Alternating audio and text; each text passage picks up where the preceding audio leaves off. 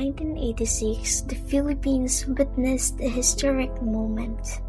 Millions of Filipinos gathered along EDSA, united not by weapons, but by courage and hope.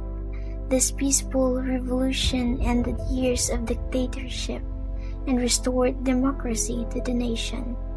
At the center of this transformation stood Corazon Aquino, the first female president of the Philippines. She was not a scientist, she was not an engineer, yet her leadership would become one of the most important foundations for the growth of science and technology in the country.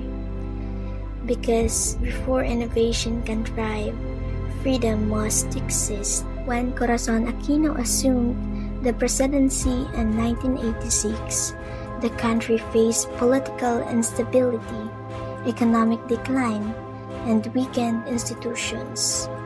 Years of authoritarian rule had affected many sectors, including scientific research and technological development. Funding was limited, academic freedom was restricted, and many Filipino professionals left the country. President Aquino understood that rebuilding the nation meant rebuilding its institutions. Through 1987 Constitution, democracy was restored, academic freedom was protected, universities and research institutions were given the space to think, question, and innovate once again. This restoration of democratic values created an environment where science could grow. One of Aquino's contributions was strengthening the Department of Science and Technology, or DOST.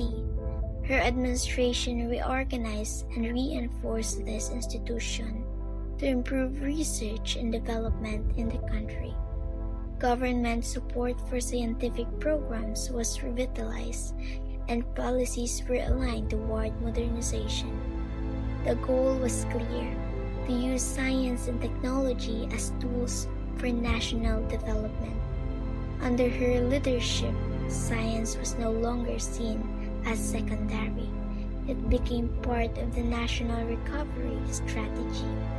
By rebuilding trust in institutions and supporting research agencies, Aquino helped re-establish the structure necessary for innovation. In the early 1990s, the Aquino administration introduced the Science and Technology Master Plan, covering the years 1991 to 2000. This long-term strategy aimed to modernize key industries through technological advancement. It focused on strengthening the local research capabilities, promoting industrial competitiveness, and reducing dependence on imported technologies. The plan recognized that economic growth and technological progress are deeply connected. By encouraging local innovation and supporting Filipino scientists and engineers, the government laid the groundwork for sustainable development. Aquino's vision positioned science not merely as an academic pursuit, but as a driving force for national progress. Science and technology under Aquino were not limited to laboratories and urban centers. Her administration supported agricultural research and rural development programs. Scientific knowledge was applied to improve farming techniques, increase food production, and assist local communities. This demonstrated an important principle: science must serve the people.